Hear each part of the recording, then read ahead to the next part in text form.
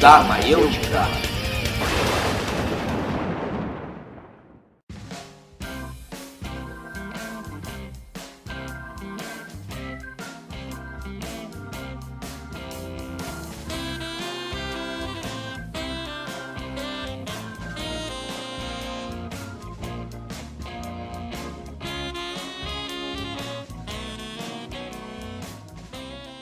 Opa, beleza? Bom dia, boa tarde, boa noite. Está começando mais um episódio do primeiro podcast independente de Juí. O refúgio, a toca, o ninho, a caverna, o esconderijo, o abrigo dos monstros dialéticos, o covil da Maiêutica. Portanto, sejam bem-vindos a esse covil, a esse antro de conversa, de fala, de palavreado, de interlocução, de conversação e de confabulação, de falatório, de tagarelice, o covil da Maiêutica.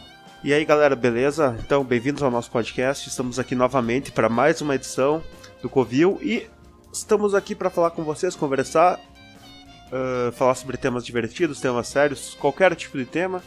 E sejam bem-vindos a mais uma edição do Covil. Muito bem, eu sou o Gia Ruschel, eu sou professor de História, de Filosofia, tenho mestrado em Educação nas Ciências e estamos aí para trocar uma ideia. Me sigam lá no Instagram, @profgiano. E aí galera, meu nome é Thiago, eu sou mestrando, agora quase mestre em Direito. Eu trabalho aqui com Direito, também tenho uma loja no centro de discos e livros e vinis.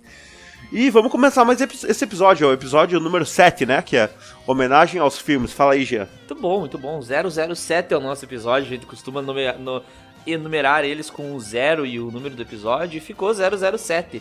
Por um acaso deu bem no episódio dos filmes, né, 007... que é uma franquia de filmes, uma série de filmes muito antiga, né, Thiago? Tem um bom tempo aí.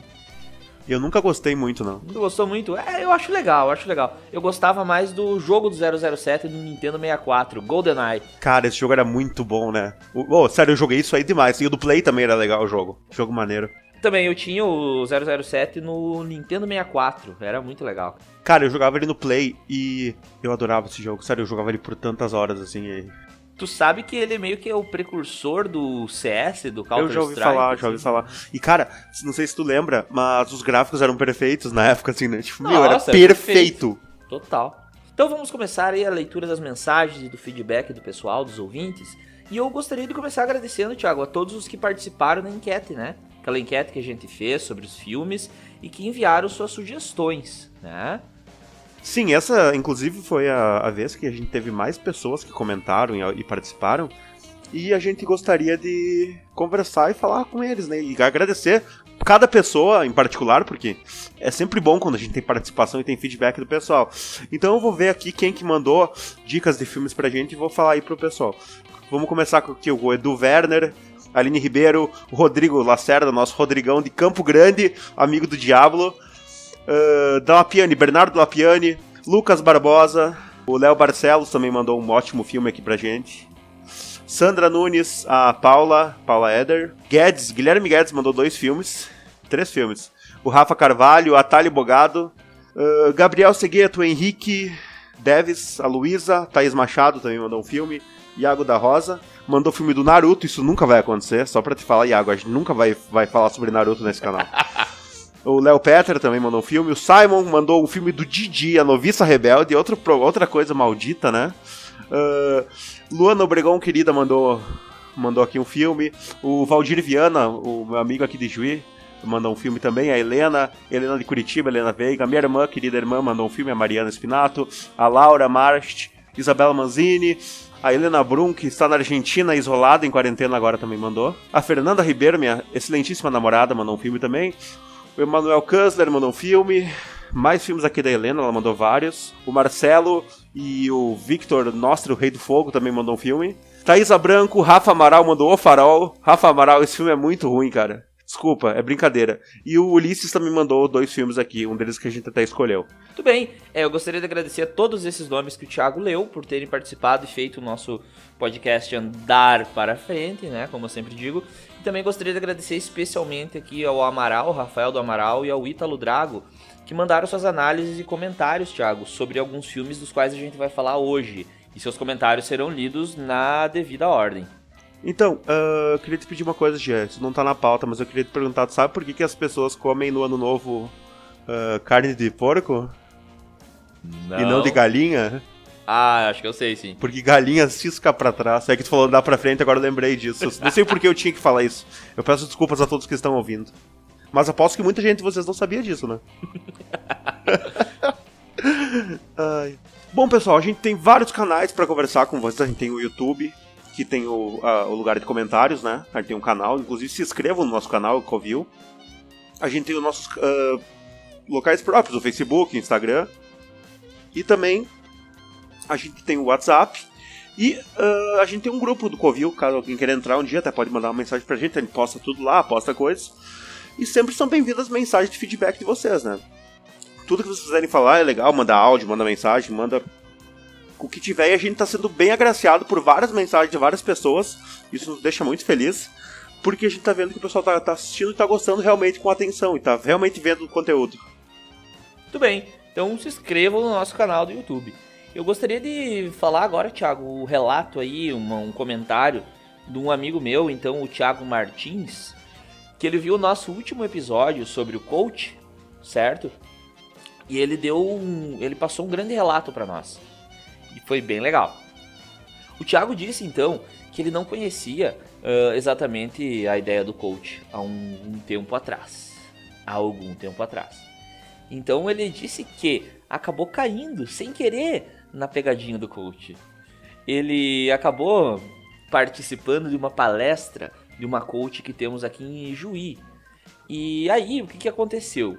Ele relata, então, como foi a experiência dele lá, e é muito engraçado. Eu vou contar pra vocês, obviamente, porque ele me mandou em áudio. Eu não vou reproduzir o áudio exato, também não tem uma mensagem pra eu ler. Até porque não pode falar os nomes das pessoas, senão ele vai ser processado. Exato. Então, ele conta que foi uma questão um pouco desconfortável, porque ele disse que começou uma introdução da palestra, até que a palestrante, a coach, apareceu. E o que acontece? Diz que ela começa a falar algumas coisas motivacionais e começa a descer uma música cada vez mais rápida, mais forte, mais animada. As luzes começam a se apagar e algumas luzes coloridas começam a aparecer e vira uma festa, uma rave, todo mundo fica de pé em euforia.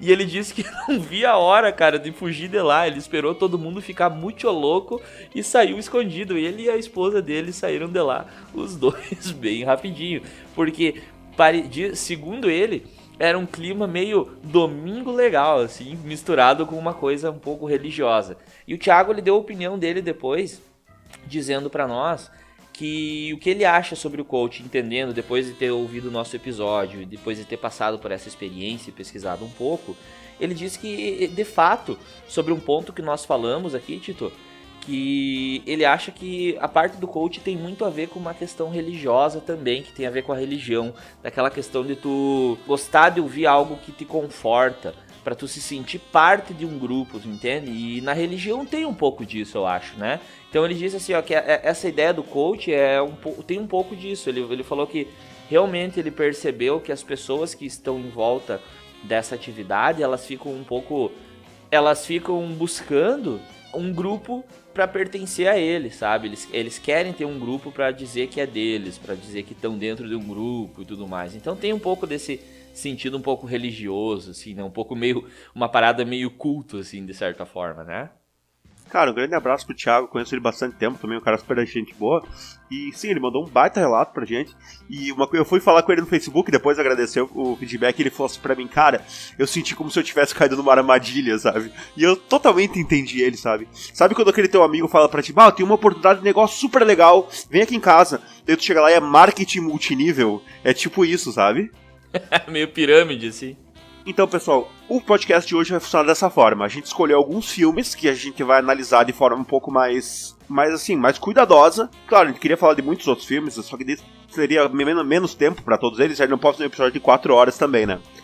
Então, a gente fez 4 categorias pra escolher o filme, que a gente vai falar um pouco sobre ele, falar o que a gente entendeu, o que a gente acha, bem tranquilo assim. As categorias foram assim, a mais votada, o filme que as pessoas mais falaram, um filme indicado ao Oscar, um filme mais da zoeira, mais lúdico, mais clássico, mais piada mesmo, e um que a gente queria porque a gente queria.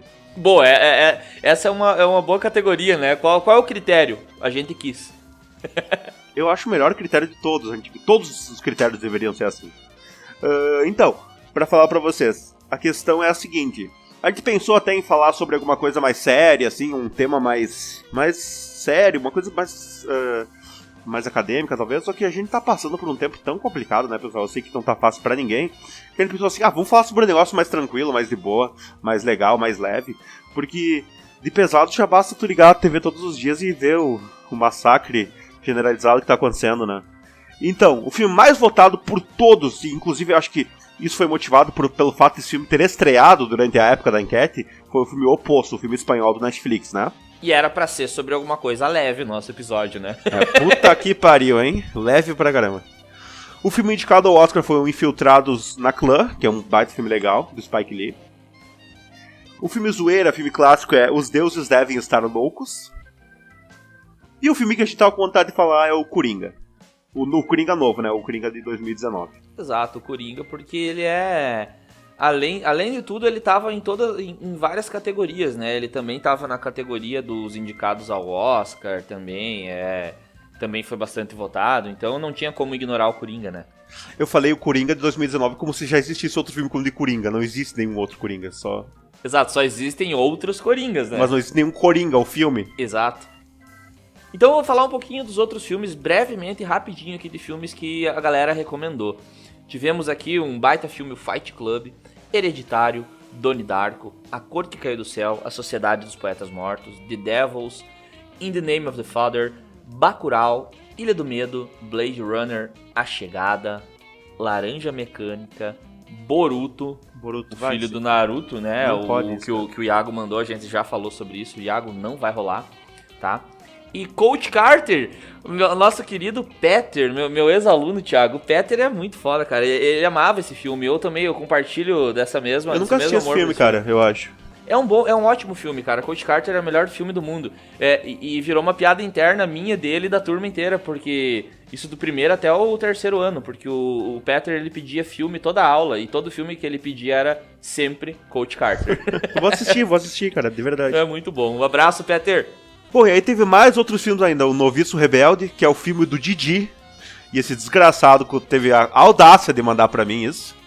Festim Diabólico, Midsommar, que eu não assisti. Olhos Famintos, Mariana Prote Spinato, esse filme tão bom que eu adoro tanto, que eu te indiquei pra te assistir. E tu pegou na locadora pra te ver como faz tempo. Ficou brava comigo, brigou comigo. Disse que o filme é ruim, que o cara vira lagarto. Puta filme bom. Não venha me falar que esse filme é ruim. Vamos ver. Sonic, Frozen. Frozen é legal pra caramba. Os Miseráveis 2020, fiquei muito curioso pra assistir esse. A Vida é Bela, A Morte do Demônio, que é um filme que a minha namorada ama. A parte que chove sangue, cara, ela ama. Minha namorada ama A Morte do Demônio. Até o último Homem, Inception, O Farol. O Farol, Rafael. O Farol. Puta que pariu. A Casa e Django Livre. Muito bom, baitas, né? Grandes filmes aí, Thiago, e que, como tu falou, não dá pra falar de todos aí. Mas quem sabe uma hora a gente segue nessa ideia de episódios aí sobre filmes, né? E a gente retoma alguns outros. Vamos lá. Thiago, temos notícia pra começar pra galera aí rapidinho, antes de chegar para nossas análises dos filmes. Temos notícia. E a notícia aí é importante, Thiago. É importante e não dá pra não falar sobre isso. Manda pra nós a notícia aí, Tito. A Organização Mundial de Saúde reforça a lista de critérios que países devem analisar antes de suspender isolamento contra Covid-19 e coronavírus. A entidade também alertou que as medidas de isolamento não podem ser substituídas por nada mesmo, e que as máscaras não substituem de forma nenhuma a quarentena. Olha só, galera, então temos alguns critérios a ser avaliados nos países, o que é muito interessante, antes de começar a aliviar ou mudar ou suspender o isolamento social. Então, assim, os critérios que a OMS chamou atenção são os seguintes. A transmissão do Covid-19 deve estar controlada, é o primeiro. O segundo, o sistema de saúde deve ser capaz de detectar, testar, isolar e tratar todos os casos, além de traçar todos os contatos. Terceiro, os riscos de surtos devem estar minimizados em condições especiais, como instalações de saúde e casas de repouso. Quarto, medidas preventivas devem ser adotadas em locais de trabalho, escolas e outros lugares onde seja essencial as pessoas irem. Essencial, igreja não é essencial. Quinto, os riscos de importação devem ser administrados. E sexto, as comunidades devem estar completamente educadas, engajadas e empoderadas para se ajustarem à nova norma. Então assim, tudo isso deve ser visto com muito cuidado antes de pensar em acabar ou suspender ou diminuir o isolamento.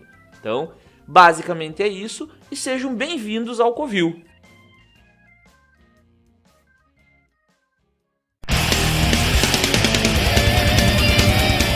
Bem-vindos ao Covil.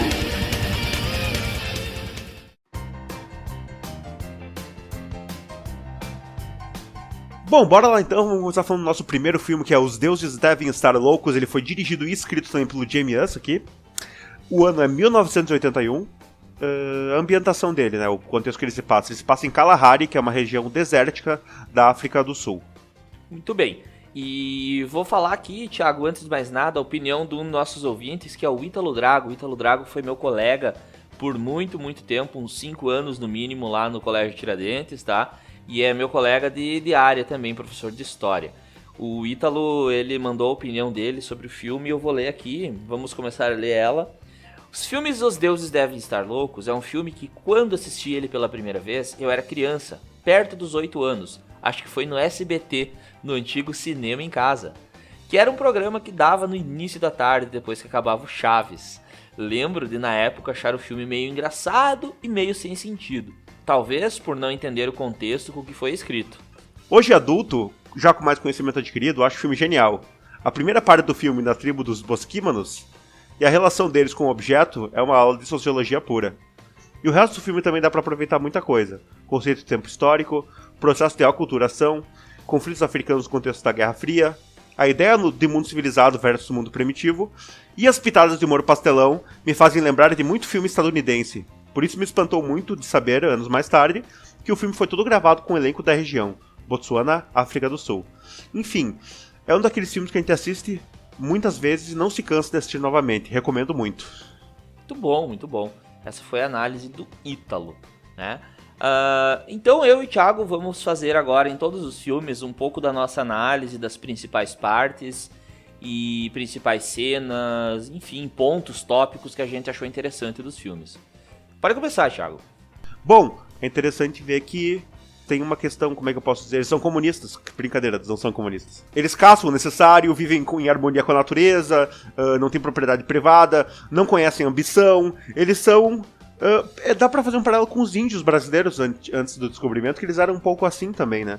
É uma questão de viver a harmonia com o próprio meio e com eles mesmos. E eles passam essa lição já no começo, mostrando que eles funcionaram dessa forma. E já em contraste com isso, em contraste com essa descrição do Kalahari, como que funcionava a tribo e a clã, tem uma cidade, lá tinha uma cidade próxima, e o filme começa contando, né, que, lá existe o homem civilizado, e eu acho legal que ele coloca de forma categórica, né, o homem civilizado, né, Thiago?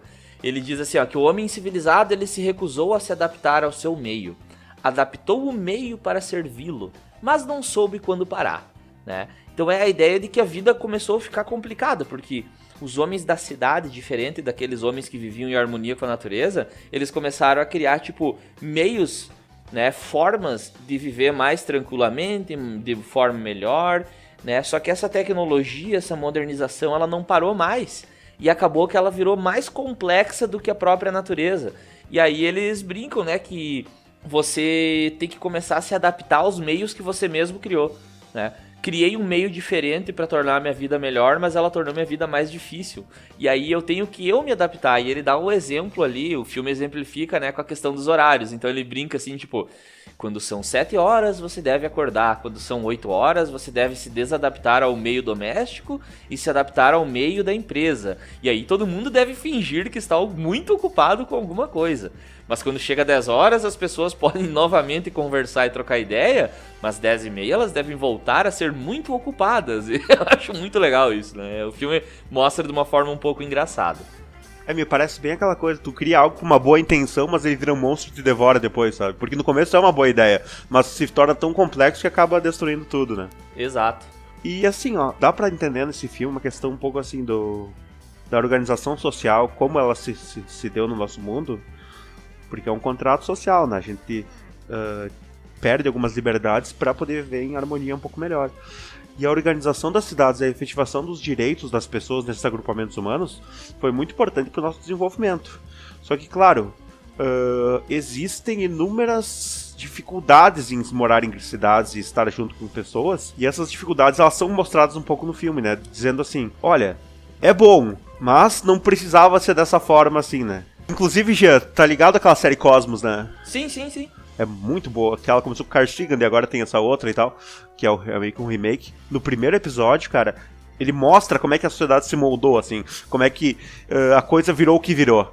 E claro que foram milhares de anos de encontros, de tentativa e erro, e obviamente ele nunca ia acertar tudo, né? Ah, é legal, legal. Acho que tu se refere àquela questão da própria evolução, de que a humanidade chegou depois no mundo natural que já existia, né? E o humano foi, tipo, meio que como se fosse um trem descarrilhando, assim, do jeito que deu, né? Meio e teve que se adaptar, né, cara? É sobrevivência, entendeu?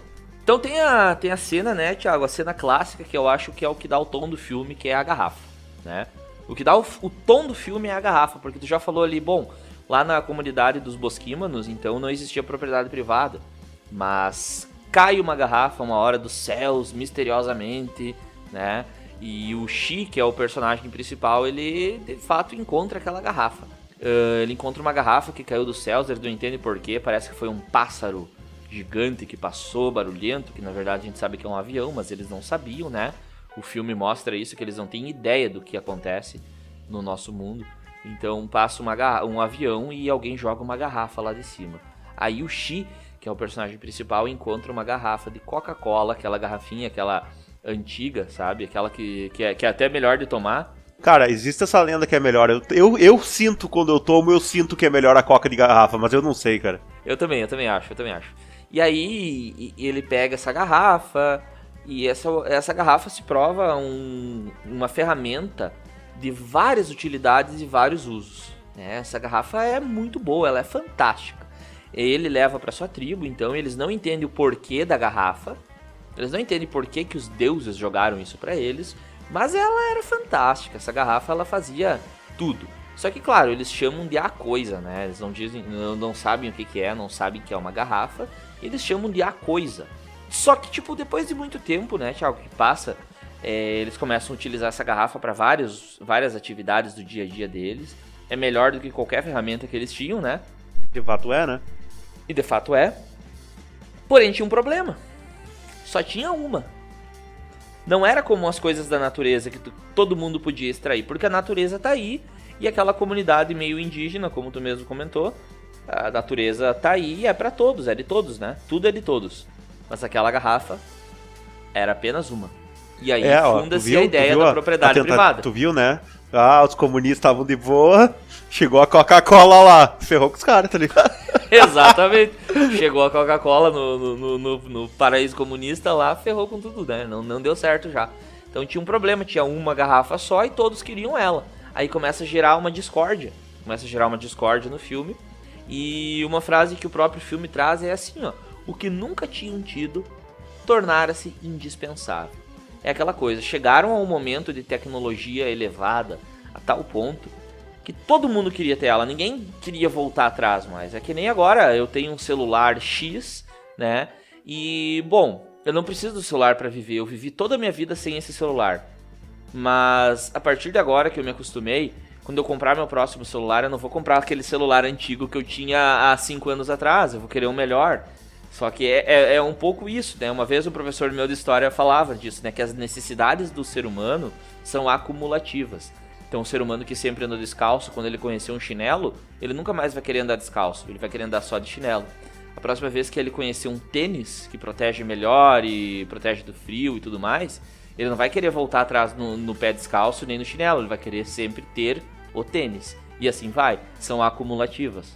Cara, eu tinha um celular na época ali, não sei, 2000, não lembro a época que era o Motorola X3 ou Z3, um negócio assim. Cara, era o melhor celular que tu podia ter.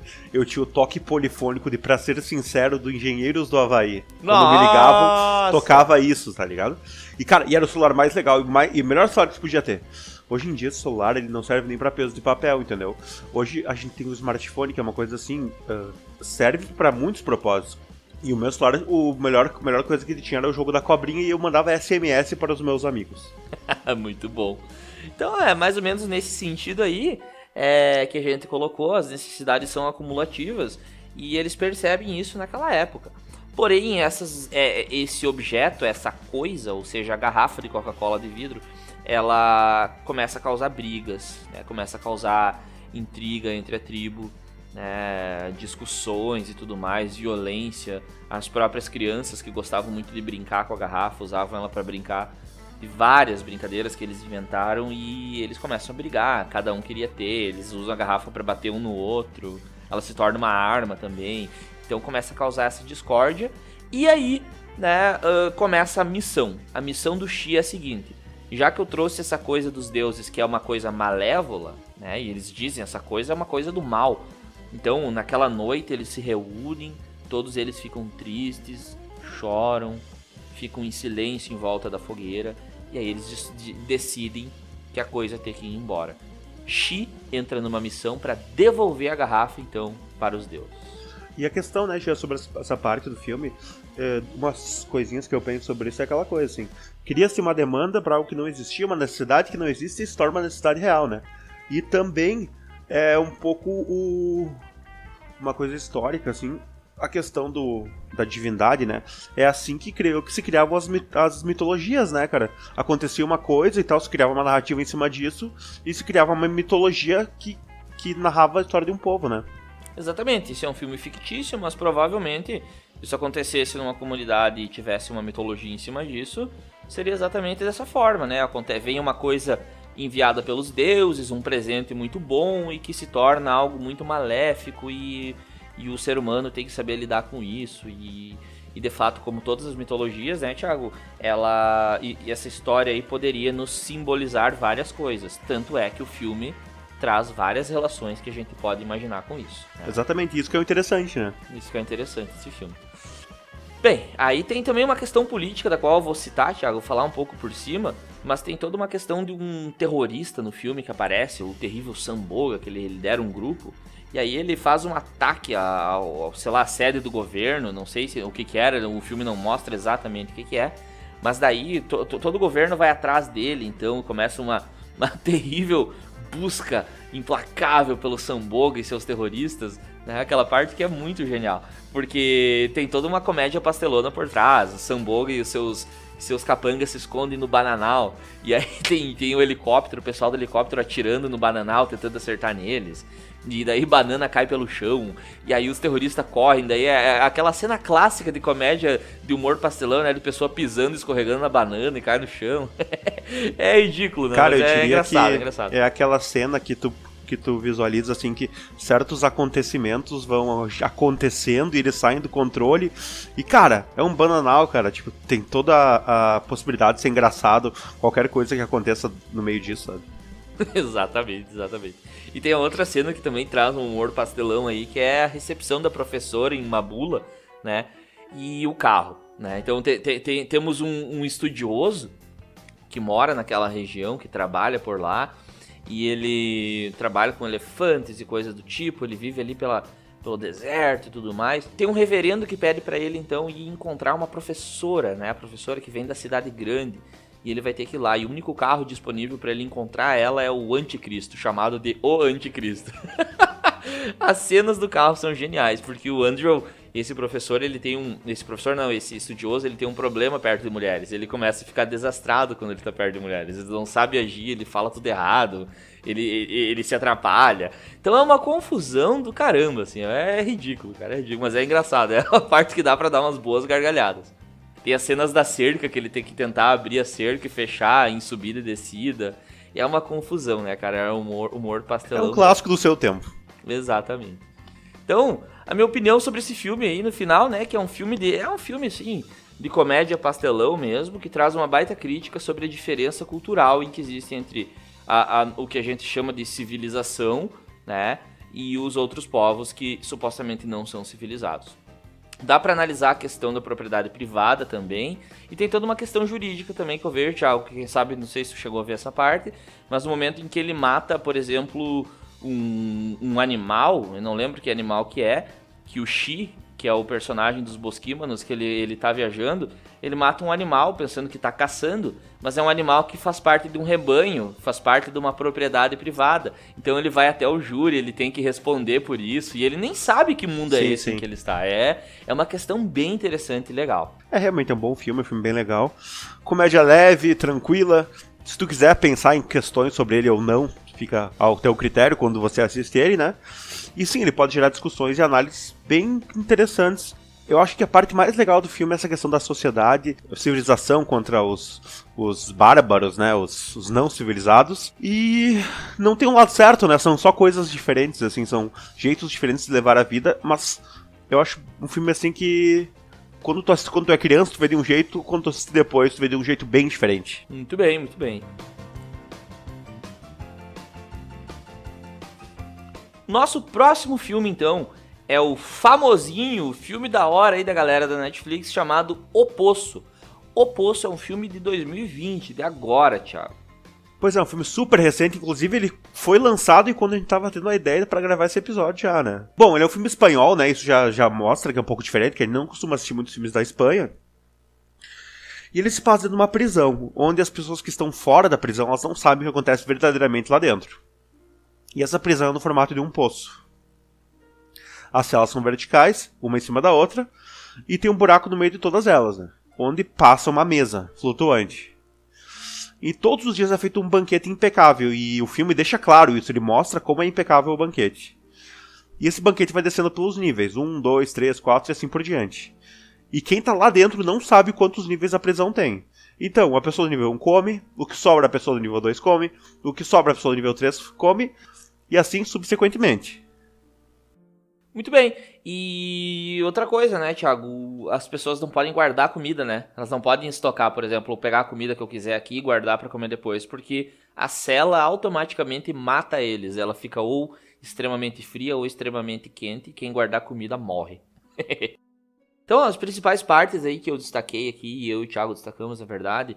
Primeira que eu gostaria de dizer é logo no início, né, Thiago? Quando o personagem principal ali, ele se dá conta de como funciona o poço e ele tenta, obviamente ele fica apavorado com essa ideia aí, que o Thiago inclusive acabou de explicar, e ele fica apavorado e tenta racionar a comida. Ele diz assim, ó, pô, pessoal, ele começa a gritar com o pessoal lá de cima, da cela de cima, pra dizer pra eles não comer tudo, e para que eles possam guardar um pouco de comida e para eles os próximos de baixo também possam guardar. Enfim, ele tenta organizar um racionamento de comida logo do início, ingenuamente, e ele percebe o seu próprio colega de cela, o Tramagazi, enfim, ele diz para ele o seguinte, não, os lá de cima não podem nos ouvir. Por quê? Porque eles estão em cima, eles não nos ouvem, simplesmente eles não nos ouvem. Eles podem ouvir, claro, mas eles não vão ouvir ele, eles não ouvem por quê? Porque eles estão em cima, isso diz algo sobre a sociedade. Inclusive, os lá de baixo também não é para dar bola para eles, diz o colega de cela. Então, quando ele tenta falar com os colegas de baixo, os colegas de baixo xingam eles, e esse próprio colega de cela dele vai lá e urina nos caras. Ele levanta, abre as calças e faz xixi em cima dos caras lá de baixo. Isso já dá o tom do filme de como funciona. Ou tu tá lá em cima ou tu tá lá embaixo. Os de cima são melhores e os de baixo são inferiores. Pois é, e tem aquela cena que o Trimagazzi, não lembro o nome do desgraçado, que eles mudam o nível e eles vão pro nível muito abaixo. E o protagonista, ele acorda amarrado numa cama. E o Trimagazzi fala pra ele assim, olha, a gente chegou num lugar que não tem comida. Tu é muito mais jovem e muito mais forte que eu. Talvez tu aguente por 1 semana, 2 semanas, mas daqui a pouco tu vai começar a me olhar estranho. Daqui a pouco vai dar merda, entendeu? E ele amarra o cara lá e deixa ele amarrado. Isso faz todo sentido. Porque ele fala assim... O protagonista fala... Não, mas a gente pode aguentar 30 dias sem comida. E o Trimagazzi fala... talvez você possa, né? Porque você é jovem. Mas eu não sei se eu aguento. E mesmo se eu aguentar... E se daqui 1 mês a gente estiver num lugar mais abaixo ainda e que não tenha também comida? E daí fica essa coisa complicada. Ele tava tentando se proteger. Porque ele já conhecia muito mais o poço do que o protagonista, né? Então... Quem sabe o Trimagazzi não seja tão errado assim, né? Não que seja certo, mas também, quem sabe, ele esteja agindo conforme o sistema, né?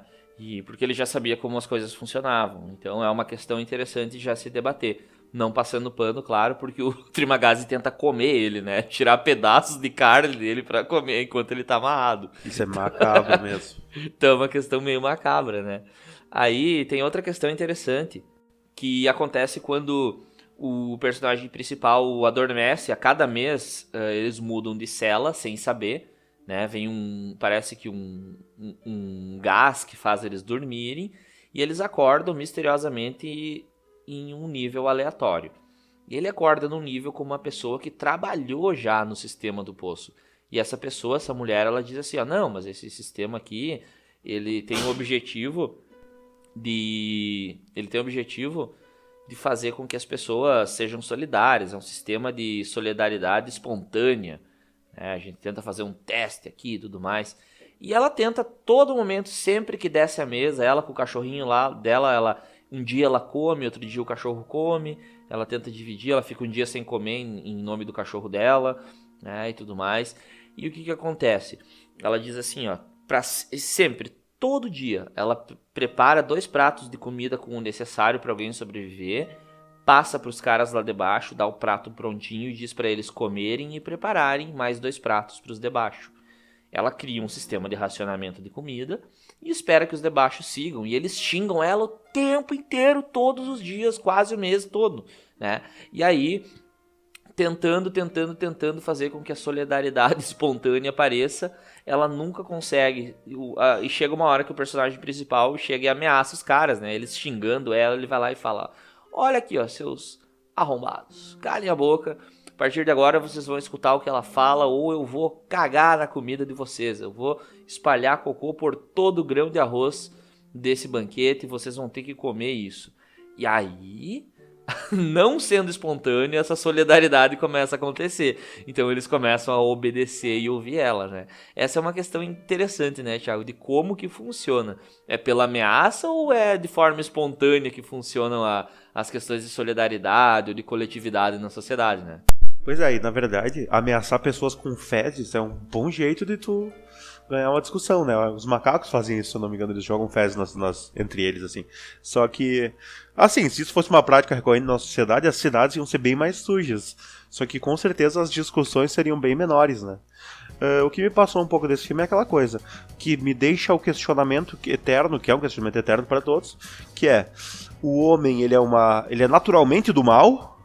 Ou, nesse caso, o poço que o corrompe? Porque, assim, se mostra muito aquela coisa. Ele tá no andar 200.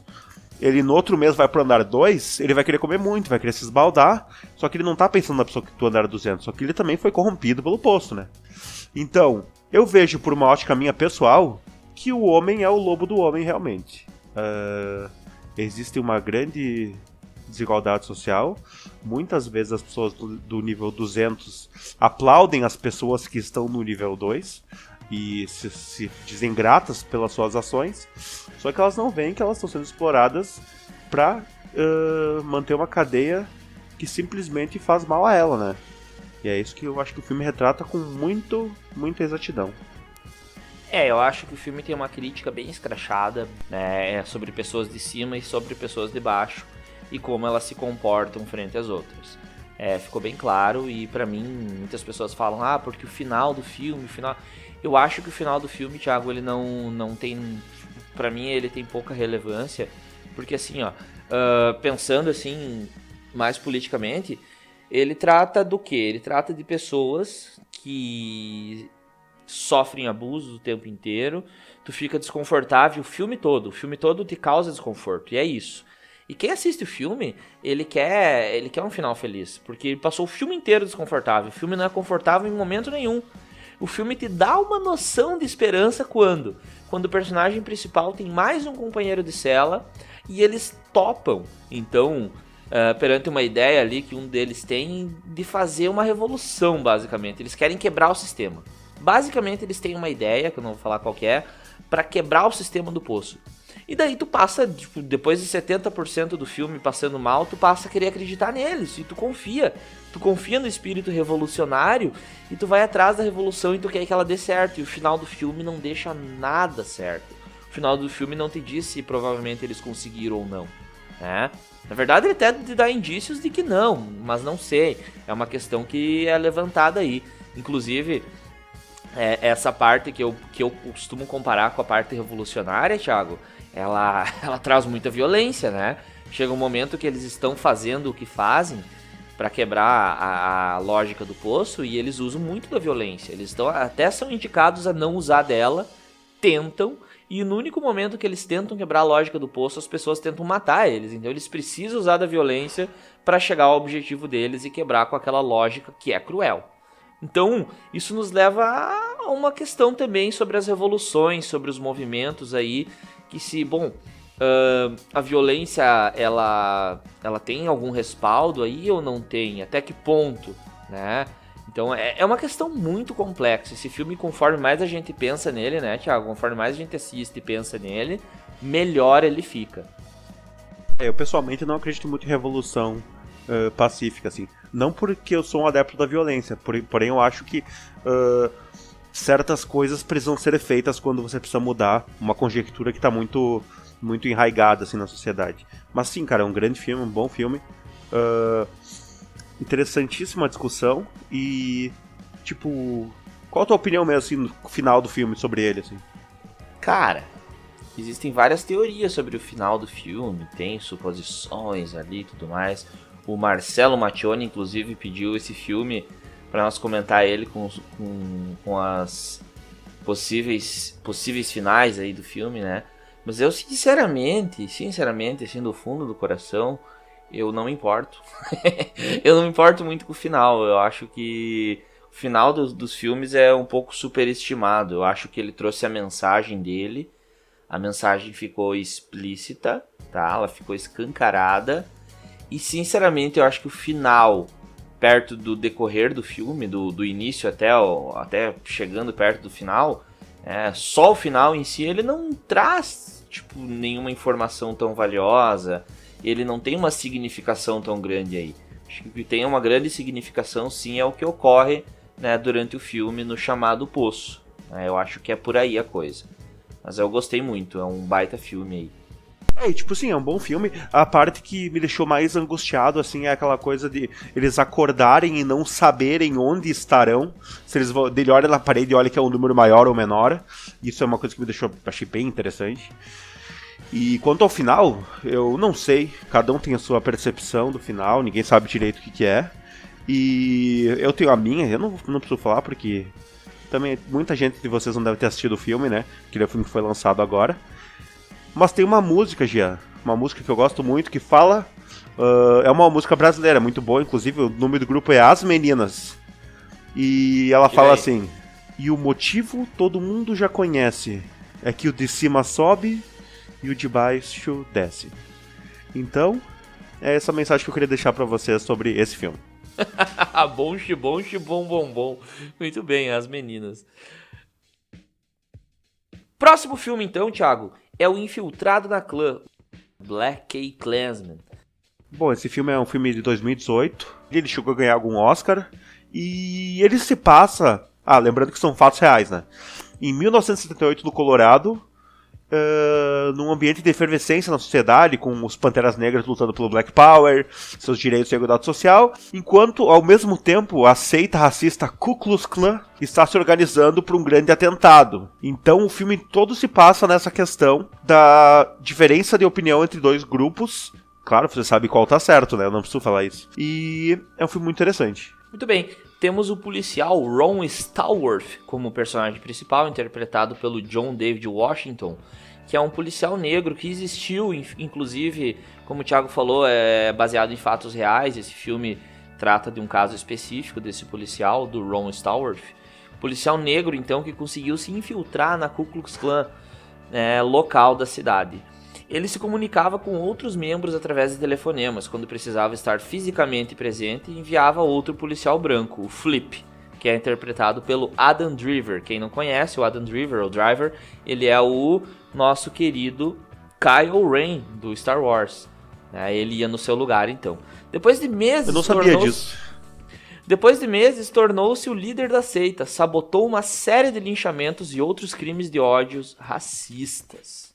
Cara, o que eu achei legal desse filme é que é um filme engraçado no geral, porque ele fala de um tema super pesado, ódio pra caramba, assim, pessoas completamente retardadas e doentes, mas é um filme que faz com humor, e é uma história real.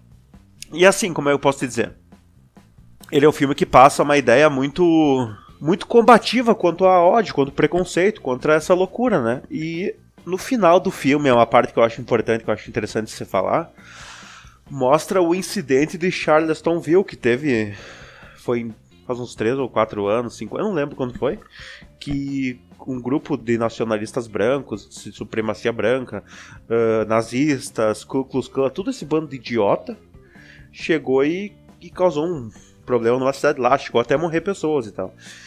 E isso mostra que esse tipo de discursinho idiota ainda tá, hoje em dia, arraigado na nossa sociedade. Ainda existe muita pessoinha se reunindo em barzinho aí, tomando cervejinha e falando bobagem, falando merda sobre, vamos matar as pessoas que são negras. Cara, tu assiste isso no filme e tu pensa assim, cara, é impossível que exista uma pessoa que pense assim de verdade. Mas não, cara, elas estão por aí a todo momento. Deve ter uma perto da tua casa agora, entendeu? Pois é, um filme de crítica social, né, cara? Com uma comédia de leve ali, sem ser extremamente dramático. Aí que eles acertam, né? Ele não faz uma autobiografia ali e tudo mais. É um filme que sabe fazer uma comédia em cima daquilo ali, mas que o foco não é a comédia, o foco é a crítica. Eu gostei que ele investiu bastante na parte musical e na cena musical da época, da cultura afro-americana, que tava bombando naquela época, que é o disco e tudo mais, né?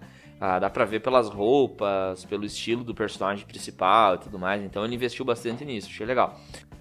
Filme também bom porque ele demonstra de que maneira o discurso da extrema-direita adotou uma aparência democrática na época, né? Pra ser aceito, pra ser menos estranho, então acabou servindo de propaganda de ódio, com uma roupagem de discurso democrático. O poder do discurso, então, aparece de forma bastante chocante na principal cena do início, que é o discurso, né, que aparece logo de um político. Como pano de fundo, né, temos a cena da Guerra Civil Americana, a bandeira sulista dos confederados, né, e tem um político, então, incitando o ódio e a revolta dos brancos, que, segundo ele, é para retomar a América e para defender a família branca católica, né, retrata bem os paradigmas daquela época, então, bem pesado. Eu gostei também que tem o ator que fez o diretor nacional da Ku Klux Klan, que é o David Duke, né, que é um cara que existe também, e ele foi interpretado pelo Topher Grace. E pra quem não sabe, o Topher Grace, ele é o Eric do Dead Seventeen Show, aquele cara magricela, estranhinho, fracote, então, que é muito zoado, inclusive, no Dead Seventeen Show por causa disso, né, ficou clássico. E eu acho legal porque botaram um personagem com esse porte, assim, pra interpretar o líder da Ku Klux Klan. Adorei, achei bem legal, achei apropriado. E uma coisa que é interessante, bem no começo do filme, quando ele vai se candidatar a ser policial, né, o ator principal ali, que interpreta o Ron, ele chega na delegacia e o policial fala pra ele assim, tu tem certeza que tu quer trabalhar aqui? Porque tu vai ter que passar por muita merda. Tu vai ter que ouvir muita coisa, pelo fato dele ser negro, né? E isso demonstra que existe de fato um racismo estrutural na sociedade que se demonstra em pequenas atitudes e pequenas coisas. E ali no próprio filme, assim, tipo, ele era aceito, mas ele não era totalmente aceito. E simplesmente porque tinha uma cor de pele diferente das pessoas que estavam no comando, né?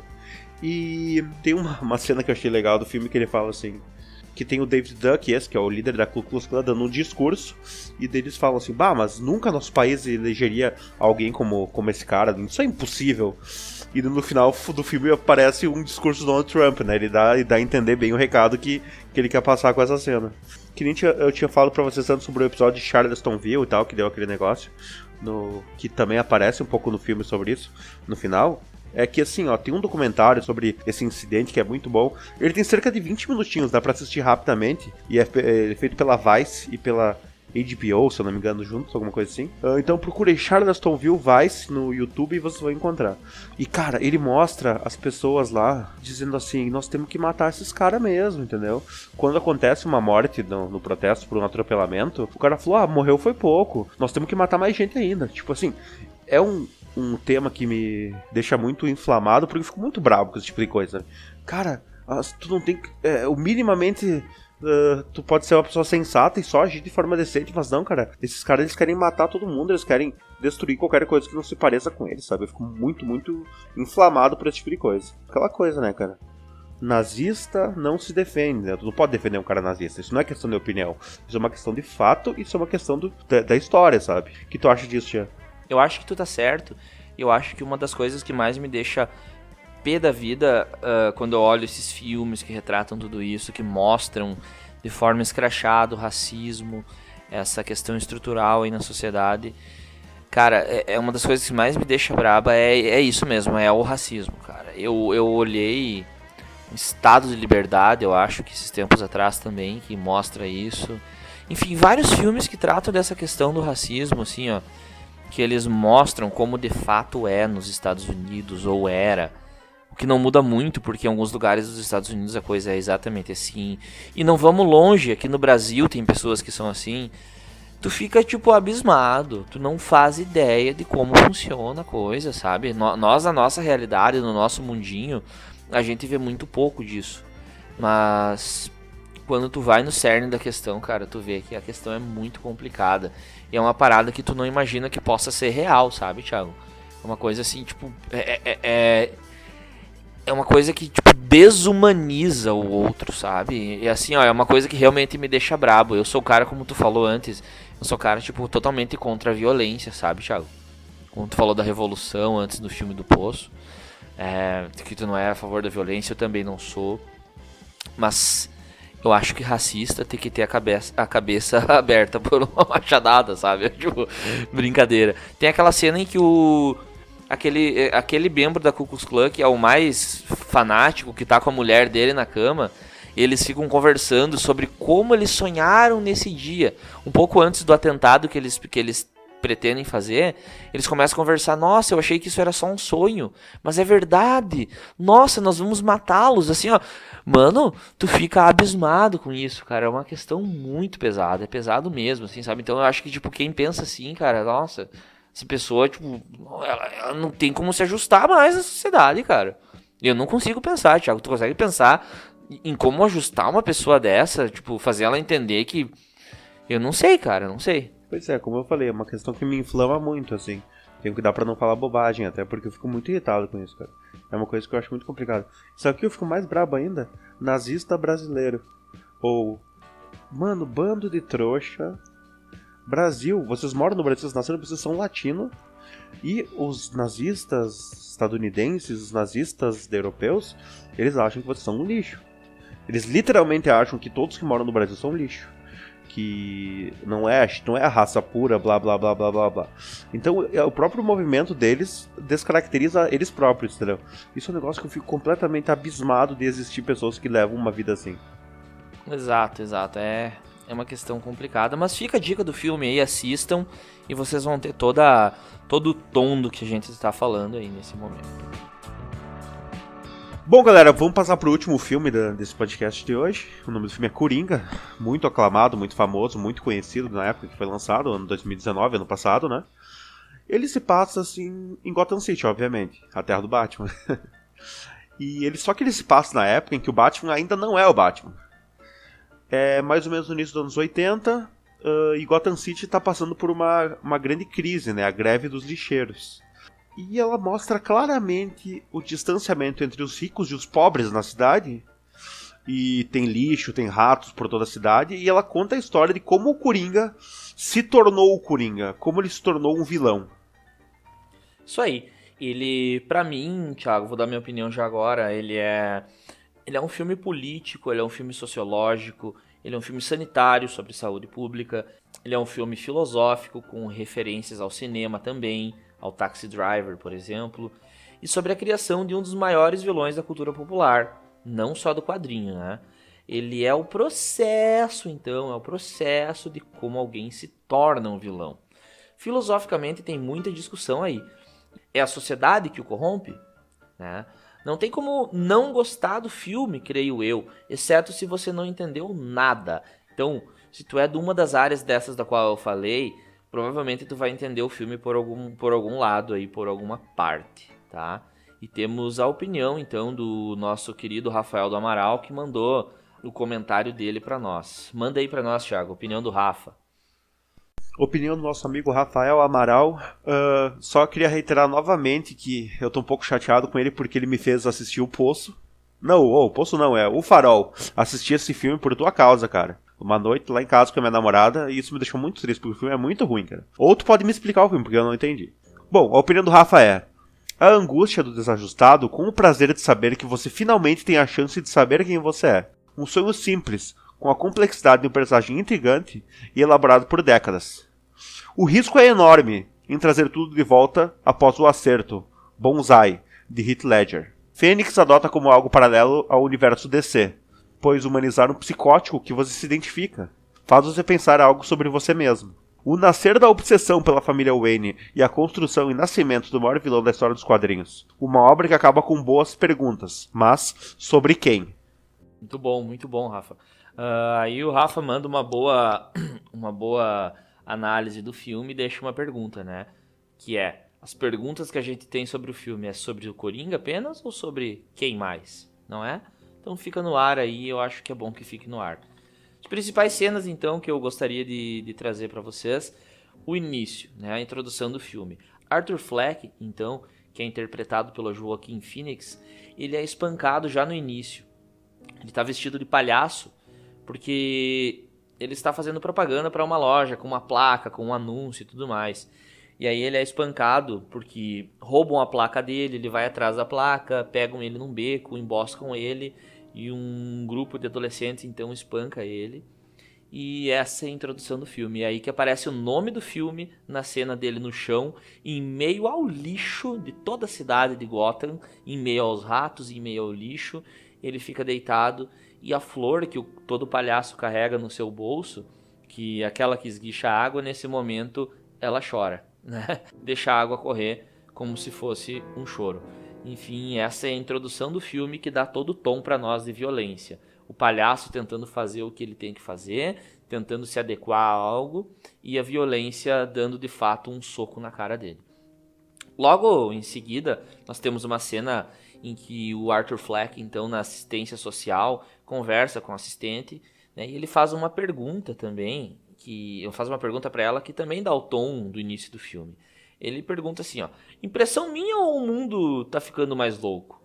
E ela concorda mais ou menos assim, ela não fala, mas ela dá a entender que sim, que realmente o mundo está ficando mais louco. E logo após nós temos uma cena que eu notei em todo o filme, na verdade, eu acho que tem um significado legal, Thiago, que é a escadaria.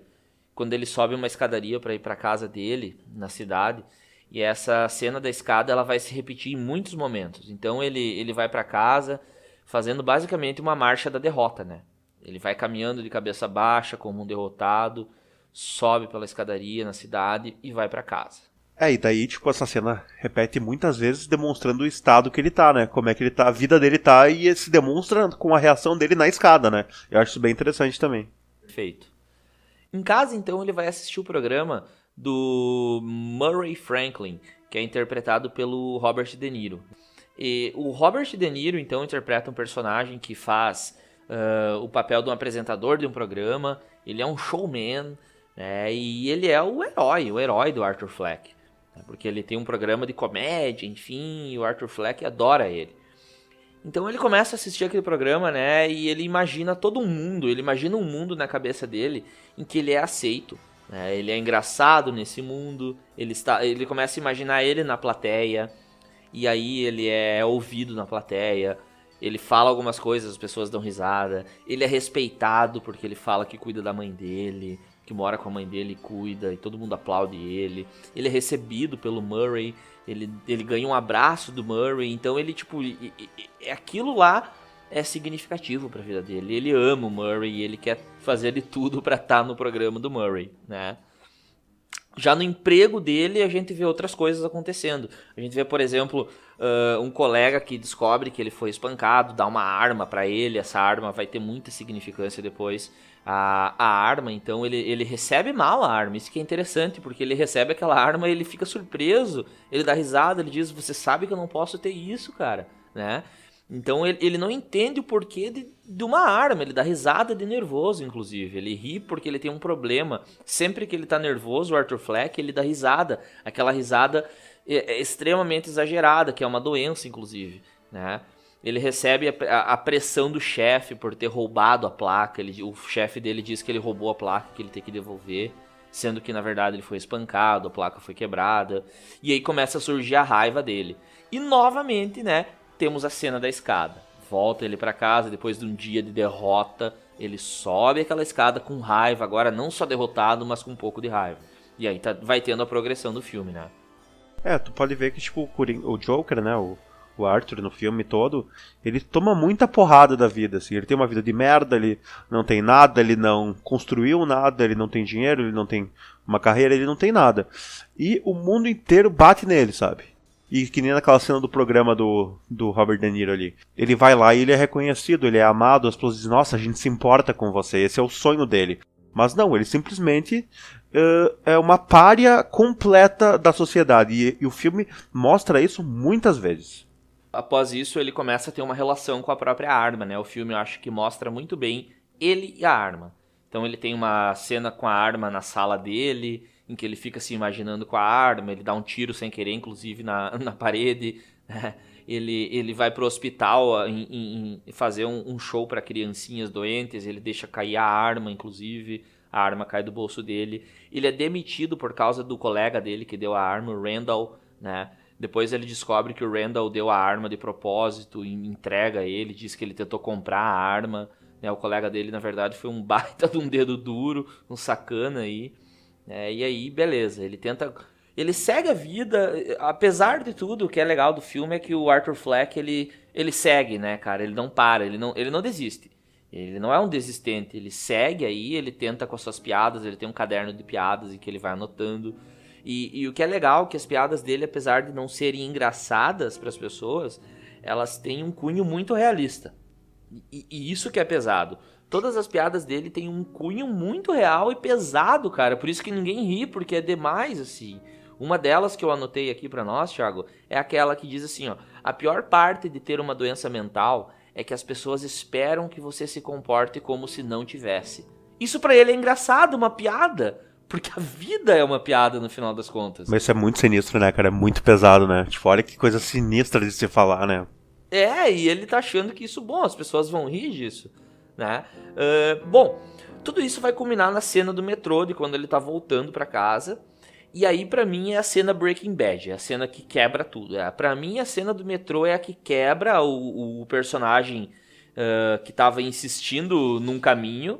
E aí ele percebe que o caminho dele é outro. Ele mata 3 funcionários ricos de Wall Street, porque eles estão abusando dele, estão querendo violentar ele ali também, e uma mulher e tudo mais. Ele não faz por motivos políticos e nem por ser um justiceiro, mas ele mata porque mata. E ele mata esses 3 num surto. E aí, depois que ele mata esses 3 caras, ele desencadeia sem querer, ele nem sabe disso no início, ele desencadeia uma onda que tá rolando na cidade já, aqueles protestos, ele desencadeia uma onda anti-rico, né? As pessoas começam a ficar adoidadas, assim, pra matarem os ricos, porque os ricos são um problema.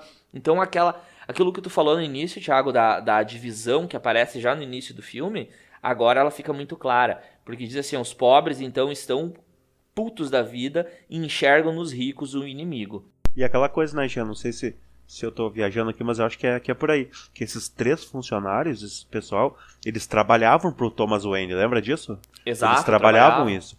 E uma das coisas que gera a loucura e a revolução e todo esse problema foi que Thomas Wayne vai na imprensa e chama as pessoas de palhaços, né?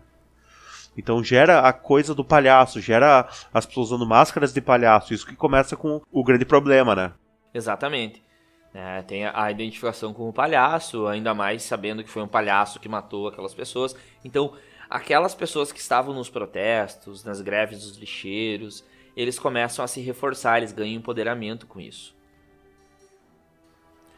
Então o Arthur, a partir daí, o que eu noto é que ele se torna mais decidido. Ele vira um cara confiante e aí ele sabe o que ele quer, basicamente. Não totalmente, mas basicamente ele começou a enxergar o caminho dele. Ele matou 3 pessoas e ele começa a se sentir bem com isso. Tu nota nas próximas cenas que ele já anda melhor, ele caminha, ele se comporta de uma maneira mais confiante. E aí, novamente ele vai ser atendido então pela assistente social e ela vai revelar pra ele algumas coisas aí que é pertinente sobre a sociedade.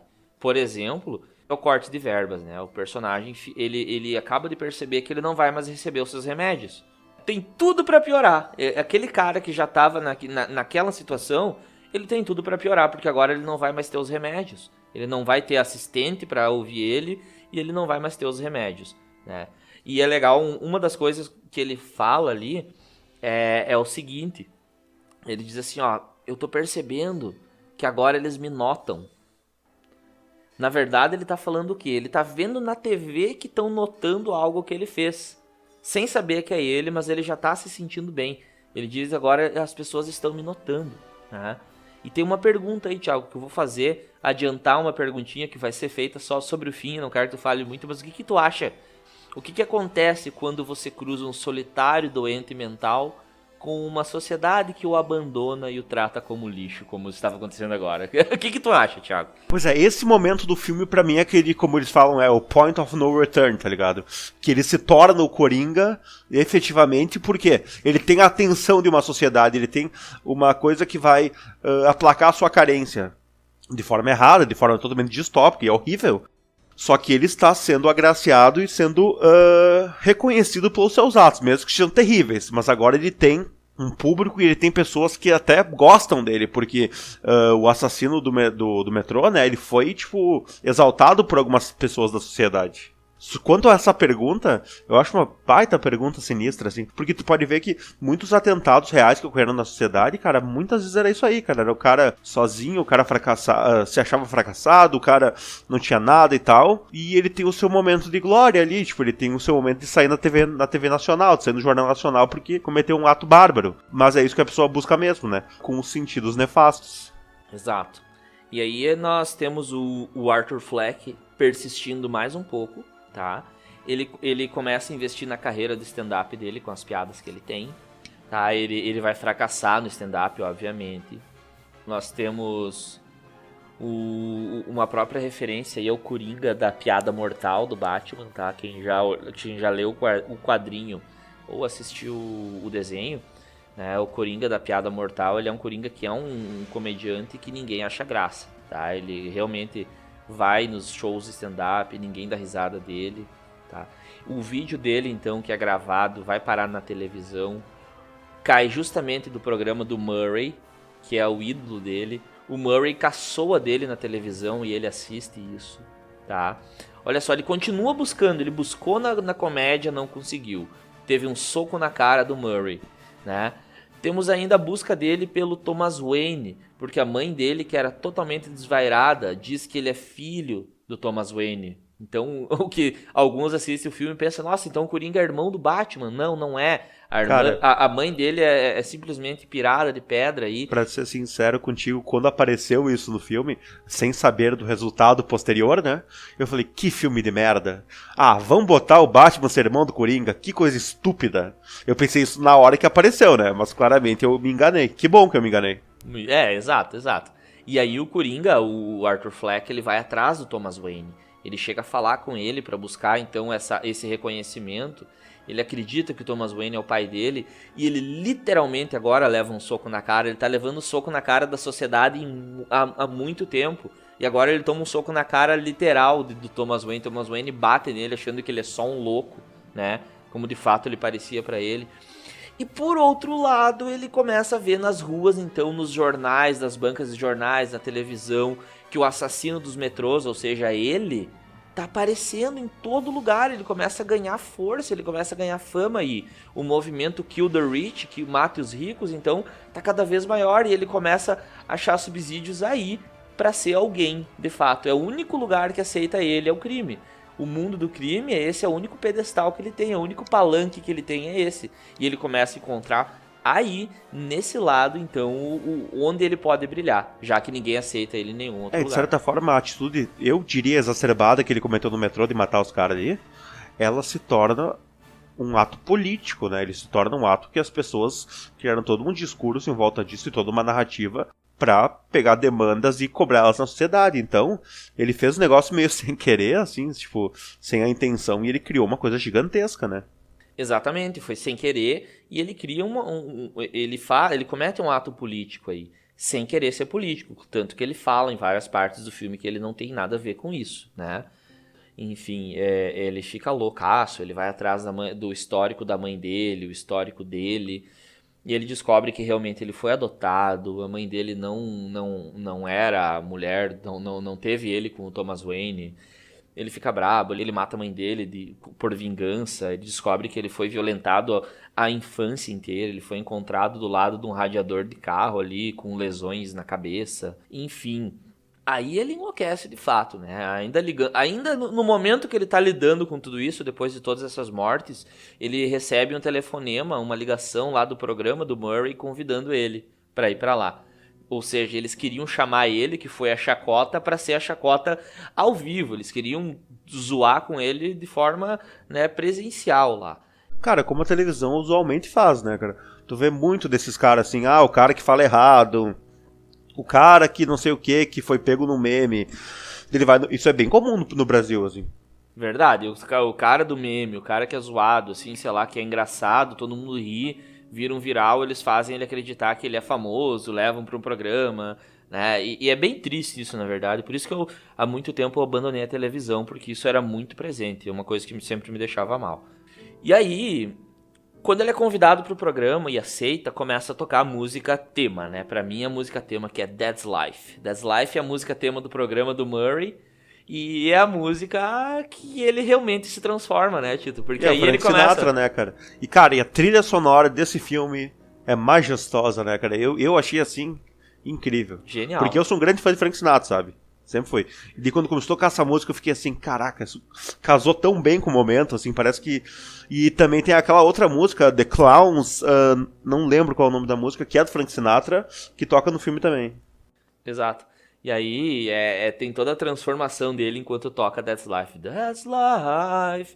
E aí ele está dançando, fazendo aquela dança estranha dele, né? Ele vai se maquiando, ele vai pintando o cabelo de verde. E aí, de fato, fisicamente agora ele vira o Coringa, porque aí ele encarnou o personagem. E a cereja do bolo para ele virar o personagem é a cena do Randall, o colega dele, o personagem que era o colega dele, que vendeu a arma, que fez ele ser despedido. Ele chega na casa dele junto com o outro colega, que era um anãozinho, e aí eles chegam lá porque o Randall tá preocupado, porque os casos do metrô estão sendo investigados, e ele queria, na verdade, tirar o dele da reta. Ele vai lá falar com o Arthur. O Arthur mata ele numa cena que é super tensa. É brutal a cena da morte do Randall. Sangue pra todo lado. Parece filme do Tarantino por alguns momentos. E aí tem até uma... Pra quebrar a tensão, tem um anãozinho ali que tenta sair da casa. E o Arthur fala: calma, meu amigo. Você nunca me fez mal. Você foi o único que me tratou bem sempre. E aí ele deixa ele embora. Ele fala: não vou fazer nada pra ti. E aí o anãozinho tenta pegar a porta, tenta abrir, só que ele não alcança a maçaneta da porta. Daí ele vai lá, ele abre a porta pra ele. Cara, é uma cena muito tensa, que tem essa quebra. É uma cena tão brutal e tão, assim, feia. E tem esse elemento como que é muito engraçado. Quando eu assisti esse filme no cinema, não sei tu. Mas... eu também. Todo mundo riu dessa cena no filme muito, assim, no cinema. Exatamente, essa cena fez o... deu a quebra ali, foi muito bom.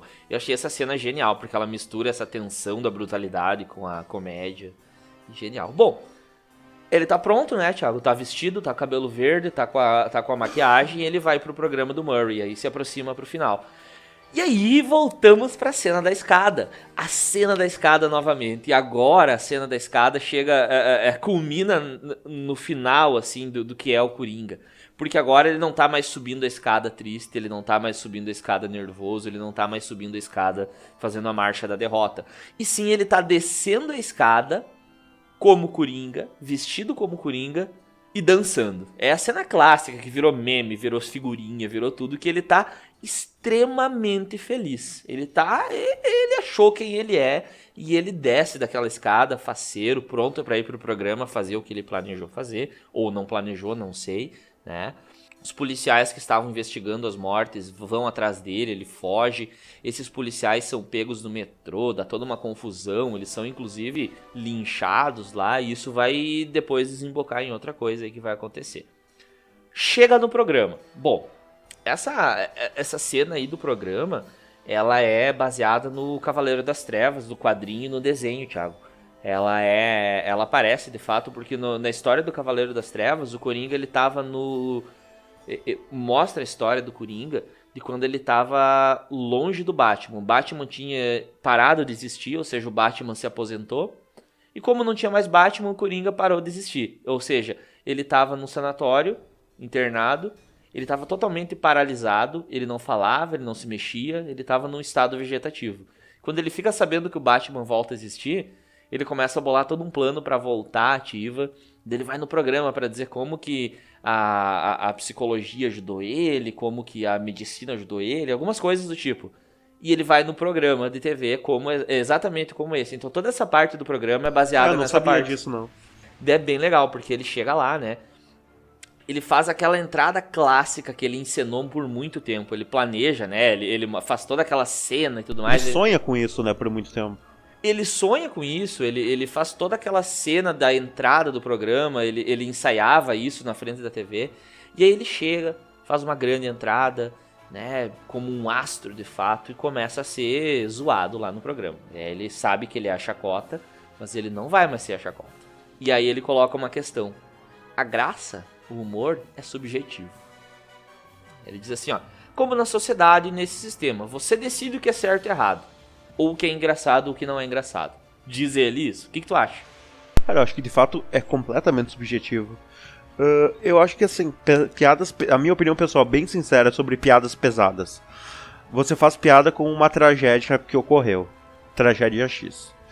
Se você fazer essa piada na tua casa, pro teu amigo que não teve nenhum envolvimento com essa tragédia e tudo mais, pode ser uma piada de mau gosto, só que ela não tem vítimas. Essa piada não tem uma vítima. Só se tu postar isso no teu Facebook, ou se tu falar pra alguém que foi envolvido na tragédia, tu é um completo imbecil. Então existe essa questão da responsabilidade, né? Exato, e aí ele tenta chocar, ou não tenta, enfim, mas ele fala isso em rede nacional, e é isso que é o pesado, né? E aí já relacionam ele com os atentados, com as mortes no metrô, com o movimento político que acontecia, e ele afirma, né, que ele não tem nada a ver com os movimentos políticos. Ele fala que ele não tem nada a ver com isso. E só que logo, no meio desse diálogo, ele confessa que foi ele que matou os caras. Ele diz: fui eu que matei os caras do metrô. E aí todo mundo fica chocado. No início ninguém acredita, tipo, é outra piada ruim tua, o que tu tá querendo dizer com isso, né? Como assim foi você que matou? Sério que você que matou? E aí continua o programa, né? Até que a discussão fica mais acalorada e ele solta a pergunta que eu te falei antes. Aí é o ponto de quebra. Ele grita, né? O que acontece quando você cruza um solitário doente mental com uma sociedade que o abandona e o trata como lixo? E aí o Murray fica discutindo com ele e ele responde pro Murray: você tem o que você merece. Aí ele dá um tiro no Murray, na cabeça dele em rede nacional. E é muito chocante. Essa cena aí é o que... É o, né... É uma baita cena, né? Uma baita... Muito legal, assim, tipo... No sentido da história, é incrível. Isso, e aí todo mundo enlouquece ali e tudo mais. Ele dá mais uns tiros ali no Murray. Mas enfim, isso começa a passar em rede nacional pra todo mundo. Começa a repercutir, a mídia começa a repercutir em toda parte. E aí o movimento que ele tinha iniciado vira caótico, totalmente sem controle. Os caras Flama a sociedade completamente, né? Exato. Os caras que tinham sido linchados, os policiais que foram linchados no metrô, quando perseguiam ele, digamos que dão o tom do começo do que seria aquele dia, porque isso inicia de tarde. E à noite, então, com o assassinato do Murray pelo próprio palhaço que iniciou tudo aquilo, mostra, ó, nós que estamos nesse movimento estamos acima. Então as pessoas, elas ficam totalmente descontroladas, né? À noite, digamos que é o trunfo de todo esse movimento aí. Então, eu acho que é incrível, e porque aí desencadeia uma onda de crimes gigantesca por Gotham, tá? Gigantesca, ninguém mais segura. tá todo mundo pilhando tudo, quebrando loja, destruindo tudo, carro queimado. Tu vê a chave de ouro aí, né? O início do Batman, a cena do Thomas Wayne e Martha Wayne saindo, então, do filme lá, ou em algumas histórias mostram filme, outras mostram uma ópera, outras mostram teatro, enfim, né? Eles saindo por um beco escondido, e aí tem um criminoso com máscara de palhaço nesse filme, ou seja, que faz parte daquela onda toda, matam eles, então o Batman nasce dessa ideia do Coringa, né? E pra mim, a cena uma das mais marcantes é a cena do carro do final, né? Bom, ele tá no carro, batem no carro da polícia, que ele foi preso, obviamente, ele tinha sido preso pelo que ele fez. Os criminosos tiram ele do carro, né? Botam ele no capô, ele acorda aos poucos e ele vê toda aquela multidão em volta dele. Todos ovacionando ele, todos assim gritando e idolatrando ele.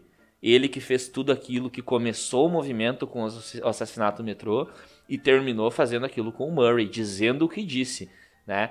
Então o cara que não queria ser político, ele acabou fazendo todo um movimento ali. E ele sobe em cima do carro, faz a dança, e tu vê nesse momento assim, que dá o close na cara dele, na expressão dele, ele realmente tá feliz. Ele quase chora de felicidade. E pra mim assim, ó, na minha cabeça, ele achou a plateia. O palhaço finalmente achou sua plateia. E o filme inteiro ele estava procurando aceitação. No filme inteiro ele buscou a aceitação do pai, da mídia, da comédia, enfim, de alguém. Ninguém aceitou ele, todo mundo socou a cara dele até a morte. Ele foi espancado, inclusive fisicamente falando. E aí no final ele tem a plateia dele, ele tem o submundo do crime que idolatra ele, e eu acho que aí a gente tem o nascimento do vilão, que é o Coringa. Achei perfeito o filme nesse sentido. Cara, essa última parte eu achei bonita, assim, achei emblemático demais. E, cara, tanto o Coringa, já puxando o outro filme, O Poço também, são os dois filmes, eles demonstram praticamente a mesma coisa. Desigualdade social gera violência, gera morte, gera problema, e é claramente isso, com os excluídos, normalmente eles vão se insurgir contra os dominadores uma hora ou outra, e a maioria das vezes é por atos violentos, né? Isso é uma coisa que tu vê durante toda a história da nossa sociedade. E, por exemplo, como vivemos em épocas pandêmicas agora, né, que existem certas restrições a sair de casa e tudo mais, você pode ver que até os mais ferrenhos liberalistas que defendiam que o Estado deveria apenas se ater a segurança pública e mais nada, eles hoje, tipo, estão dizendo assim, não, tem que injetar dinheiro na economia, o governo tem que injetar dinheiro. Então tu pode ver que a coisa não funciona sem um Estado forte e que a desigualdade social ela gera muitos e muitos e muitos problemas sociais que estão enraizados na sociedade e são muito difíceis de serem combatidos. Perfeito, muito bem colocado. Eu acho que por nós era isso, né, Thiago? Por nós era isso, hoje ficou um episódio bem legal, assim, falou sobre um tema diferente, né? A gente pode vir a falar novamente sobre filmes, eu acho que eu adoraria fazer isso, caso o pessoal quiser e dar um feedback positivo, a gente pode voltar a falar sobre isso de novo. Saindo do Covil.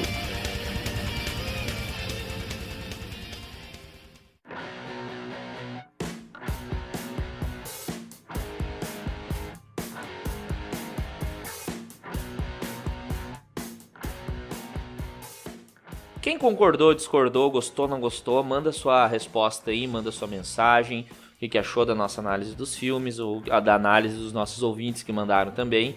E aí vocês podem entrar em contato com a gente. Lembrando que vocês podem nos seguir no Spotify, se inscrever no YouTube, manda mensagem aí pra nós pelo YouTube também, ou pelo WhatsApp, quem já nos conhece, né? E aí respondam ao que a gente fala aqui, troquem ideia, interajam, como fez o Thiago Martins, como fez o Amaral, como fez o Ítalo. E aí vocês vão fazendo o nosso programa funcionar cada vez mais, né? Então eu diria que é isso. Um abraço pra vocês e até a próxima.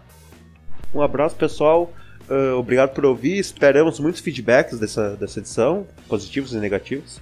E eu só queria deixar um último questionamento para todos que estão ouvindo nosso podcast. Como eu sei que vocês são pessoas decentes, vocês vão concordar comigo. Porque o melhor Coringa sempre foi e sempre vai ser o Jack Nicholson. O segundo melhor é o Joaquin Phoenix. E o terceiro melhor é o Heath Ledger. Então, se você acha o contrário, comenta aí, fala aí pra mim qual o Coringa que você acha mais legal. Um abraço, galera, e até a próxima. Bomba! Tchau!